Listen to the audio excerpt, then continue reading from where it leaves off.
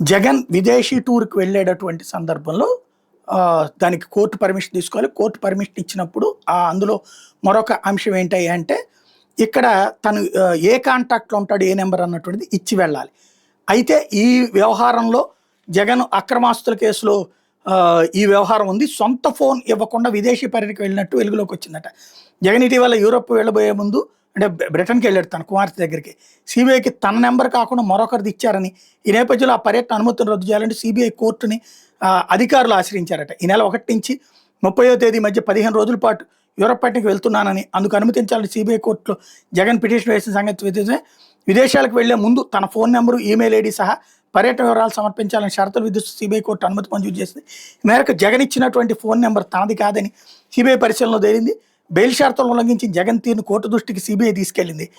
వేరే నెంబర్ సమర్పించడంపై అభ్యంతరం వ్యక్తం చేసింది. ఆయన పర్యటనకి ఇచ్చిన అనుమతిని రద్దుపరచాలంటే హైదరాబాద్ సీబీఐ ప్రధాన న్యాయస్థానంలో సీబీఐ మెమో దాఖలు చేసింది. మెమోపై న్యాయమూర్తి డాక్టర్ టి రఘురామ్ ఇటీవల విచారణ చేపట్టారు. షరతుల ప్రకారం ఫోన్ నెంబర్ సమర్పించకపోవడంపై కౌంటర్ దాఖలు చేయాలని జగన్ తరపు న్యాయవాది అశోక్ రెడ్డిని ఆదేశించారు. ఆయన కౌంటర్ దాఖలు చేశాక మెమో మీద గురువారం కోర్టు విచారణ చేపట్టబోతుంది. ఇది ఒక చిన్న గేమ్, అంత మించేం లేదు. అక్కడ జగన్ పేరుతో రిజిస్టర్ అయిన నెంబరే ఇవ్వాలని ఏమి ఉండదు. అక్కడ ఉన్నటువంటి నెంబర్ ఏ నెంబర్లో అందుబాటులో ఉంటాడో అక్కడ ఉన్నటువంటి తనకు సంబంధించిన ఎవరో నెంబర్ తీసిస్తారు. తను ఏ నెంబర్లో అందుబాటులో ఉంటాడో తెలియాలి తప్పించి ఆ జగన్ పేరుతో రిజిస్టర్ కాలేదన్నటువంటిది ఒక సాకు. మేబీ సిబిఐ మీద ఒత్తిడి తెచ్చి ఇది చేయించుంటారు.